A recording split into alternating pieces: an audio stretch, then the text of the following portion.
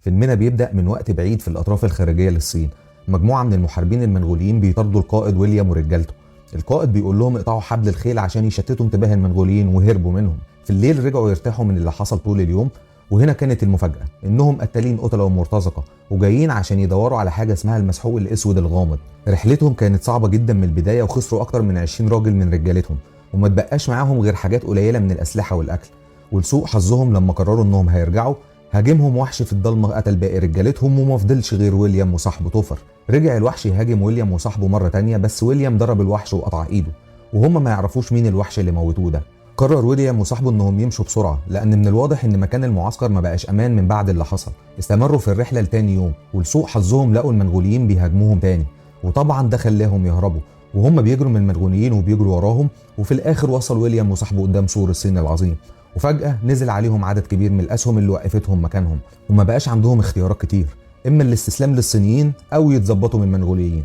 اتصدموا رؤساء سور الصين العظيم لما شافوا دراع الوحش اللي قطعه ويليام. رد عليها ويليام وبيقول إنه قتل وحش. لما ويليام قال كده ضحكوا عليه وما صدقوش كلامه، بس في واحد اسمه وانغ وده المخطط بتاعهم بيقول لهم إن ممكن كلامهم يكون حقيقي، لأنه شاف إن هدومهم مليانة بدم الوحش. وقبل ما يقرروا يعملوا ايه في ويليام وصاحبه، ظهر شخص من الكشافه بيبلغ بهجوم عليهم من الوحوش باعداد كبيره عند السور. امر جنرال واسمه شاو انهم يستعدوا للمعركه، وبسرعه ربطوا ويليام وصاحبه في الحيطه وابتدوا يستعدوا للمعركه بعدد كبير من الجنود وبيلبسوا الدروع. اتفاجئ ويليام لما شاف شكل الجيش وتنظيمه مع اختلاف مهمه كل واحد فيهم، واللي بتميزهم بالوان ملابسهم المختلفه. وفي مجموعه منهم مختلفين لابسين ازرق وقائدهم لين، وبتتكون من البنات بس. بيمشوا كلهم على طرف الجدار بيستعدوا للحرب باستعمال الرمح، وكل المحاربين والجنود مستنيين الاعداء. لفت انتباههم من بعيد عدد كبير من الوحوش جاي عليهم، وهنا امر الجنرال شاو انه يهجموا بسرعه بالمدفعيه ورموا كرات من النار في الهواء. وفي نفس الوقت بدات الرماه تضرب نار على الوحوش، ورميهم بعدد كبير من الاسهم غطت السماء كلها، وده خلى عدد كبير منهم يموت. تصرخ الوحوش جامد جدا وهي بتقرب من السور على الرغم من رمي عدد كبير من الاسهم عليها.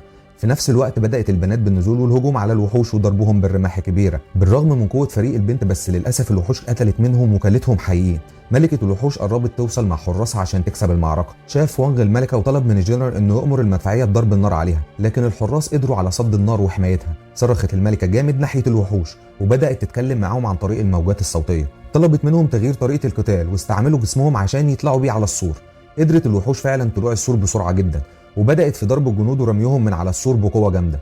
في نفس الوقت بيحاول ويليام انه يفك نفسه هو وتوفر بعد ما شاف هجوم الوحوش على الجنود، بس المفاجئ ان في واحد اجنبي اسمه بالارد فكهم. وهنا شاف جندي شاب اسمه بينغ اصحابه بيموتوا، وبالرغم من خوفه من الوحش هجم عليه، بس لسوء حظه الوحش ضربه ورماه كانه لعبه. بس قبل ما يموت بينغ على ايد الوحش نط ويليام في الهواء وضرب الوحش بالرمح، والوحش اتضايق جدا وبيحاول الهجوم على ويليام، بس ويليام قدر يضربه تاني بمساعده صاحبه توفر، وقدروا الاثنين يموتوا الوحش بضربه جامده في القلب. مسك توفر علم احمر بيلفت بيه انتباه الوحش تاني عشان يخليه يروح ناحيه ويليام ويضربه بالسهم ويموتهم. بعد ما شافت الملكه عدد كبير من وحوشها بيموتوا بتكلمهم باستخدام الموجات الصوتيه وامرت انهم يرجعوا، ورجعت الوحوش وهم شايلين الوحوش الميته منهم، وده خلى البشر ما يعرفوش عنهم اي حاجه. قرب القاده الصينيين من ويليام وتوفر بعد النصر وبعد مساعدتهم للجنود في المعركه. رمى ويليام وتوفر سلاحهم على الارض عشان يظهروا الاحترام. شكرهم الجنرال شاو وقرر يديهم حريتهم بدل من حبسهم. بعدها راح الجندي بينج لويليام وشكروا انه انقذ حياته من الموت.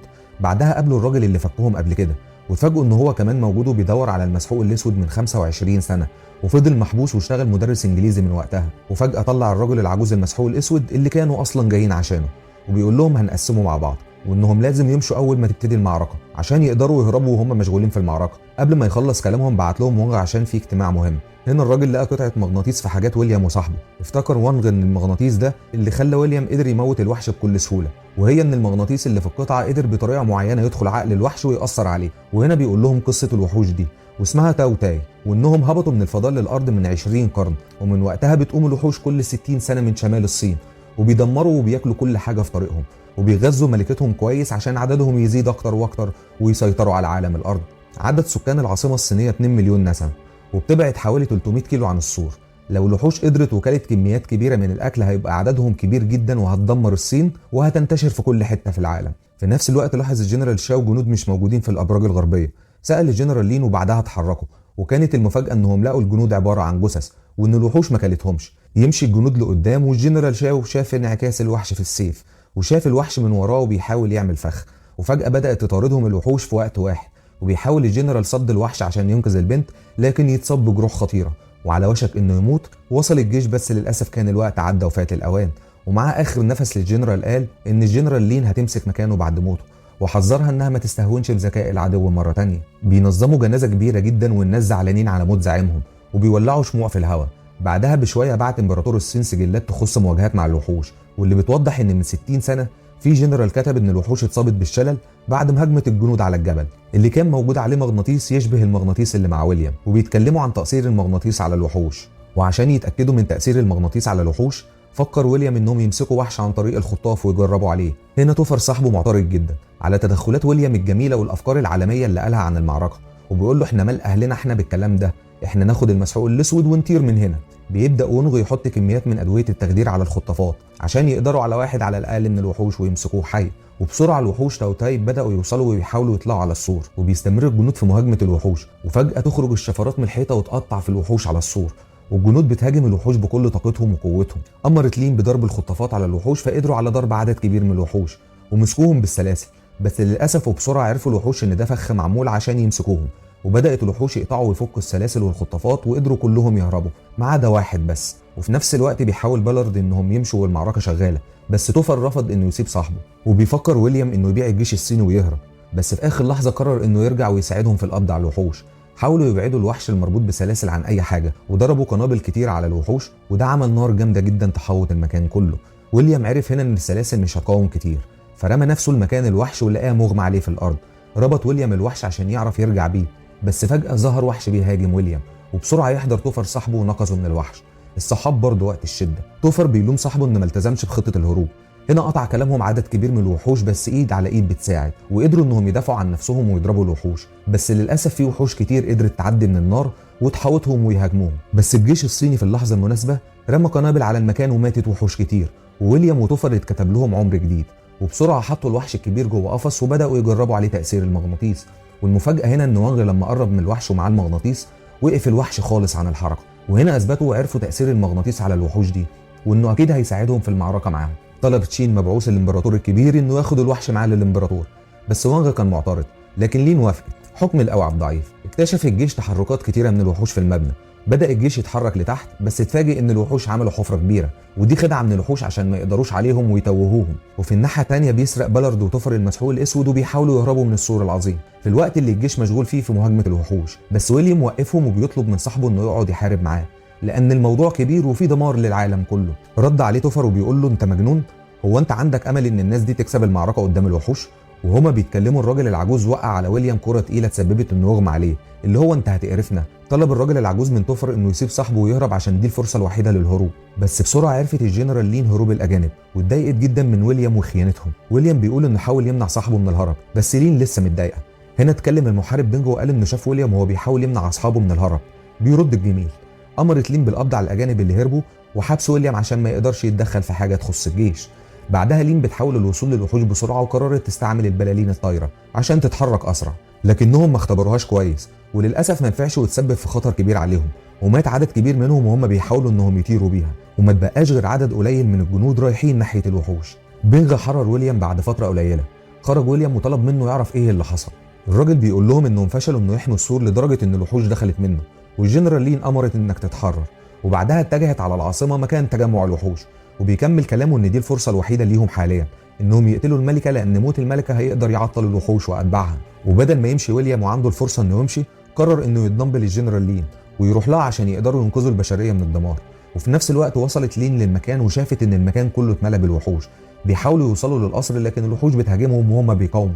ولسوء الحظ لين اتحوطت بعدد كبير من الوحوش، لكن لحسن الحظ برضه وصل ويليام وانقذها وسحبها في الهواء ورمى قنابل على الوحوش ورجعوا في طريقهم للقصر. في نفس الوقت فكر وونغ تفكير مظبوط انه يربط الوحش بقنابل كتير ويرجعوا الحبايب الوحوش تاني متحمل بالمتفجرات، وبيخططوا انهم ياخدوه لهناك عن طريق انفاق الميه ويسيبوه يرجع للملكه، وبكده ممكن يكون عندهم فرصه يموتوا الملكه بالمتفجرات. لكن لسوء حظهم خطتهم ما مشيتش بسهوله عشان الوحوش عرفوا مكانهم وموتت الوحوش معظم الجنود، وينغ مصاب بس لسه عايش. وفجاه ظهر عدد كبير من الوحوش في الانفاق تحت الارض، وقتها قرر ينغ انه يفجر نفسه بالقنابل عشان يموت الوحوش ويسد الطريق. وطبعا مفيش وقت للحزن، فتح وونغ الابواب وساب الوحش المربوط بالقنابل. قام الوحش بسرعه بعد ما بعدوه عن تاثير المغناطيس، وزي ما خططوا بالظبط بدا الوحش يقوم وخد بعضه ورجع للملكه ومحمل لها. طلعوا هم جوه البرج وفضل وانغ وراه لحراسه الباب بالمغناطيس، ويليام بيحاول يشوف مكان مناسب عشان يضرب منه السهم. رمى ويليام السهم على الملكه بس قدروا الحراس يصدوه وينفجر في الهواء. طلع ويليام على البرج بسرعه وهو بيحاول يموت الملكه مره تانية، بس الملكه امرت كل الوحوش بالهجوم. وهنا بيرمي وانغ المغناطيس ناحيه اشخاص من الفريق قبل ما الوحوش تموتهم وتاكلهم. بيحاول ويليام يضرب السهم مره تانية على الملكه بس برضه قدروا الوحوش يصدوه وينفجر في الهواء. وهنا الملكه بتعرف مكانهم وبتؤمر كل الوحوش على هناك، وبكده ما بقاش موجود معاهم غير قنبله واحده. نط ويليام وليم من الشباك نطه جهنميه، هربانين من مجموعه كبيره من الوحوش بتهاجمهم من وراهم. رمى ويليام المغناطيس على الحراس ورمت لين الرمح. هنا المغناطيس قلل من حركه الوحوش ودخلت القنبله جوه الحاجز. اخيرا بتحاول الملكه تطفي النار، لكن هنا انفجار جامد جدا يحصل ويدمر كل حاجه وخلى كل الوحوش تموت وتطير في الهواء فوق بعض. المفاجاه ان الملكه ماتت اخيرا، ومع موت الملكه الوحوش كلها انهارت فوق بعض وبتتراجع عن المعركه، وبكده ينتصر البشر اخيرا برضه. في وقت تاني بعدها ويليام هنا عند السور العظيم شاف صاحبه توفر محبوس بعد ما اتمسك من الجيش الصيني.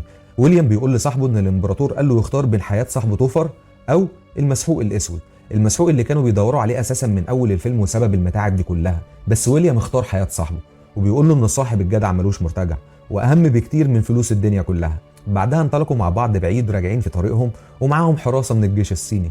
الجنرال لين بتبص عليهم من فوق السور وبتودعهم، بيبص لها ويليام وبيودعها وبيقول في نفسه شكلي هرجع لك تاني قريب. قولوا لي رايكم في التعليقات عشان رايكم يهمني. اشوفكم مع فيلم جديد.